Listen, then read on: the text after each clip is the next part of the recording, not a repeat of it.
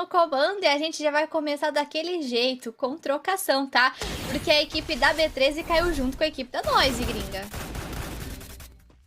Eita, então bora que bora. A gente vai vendo uma Noise agora que vai tomando aquela pressão e a B13 já consegue o primeiro nocaute e o segundo. Eita, o segundo pra cima da Noise. Baki e Jai acaba tomando, complica, fica na desvantagem, mas o Turzinho ele manda aquela devolução, vai pra cima, derruba mais um, terceiro, que isso?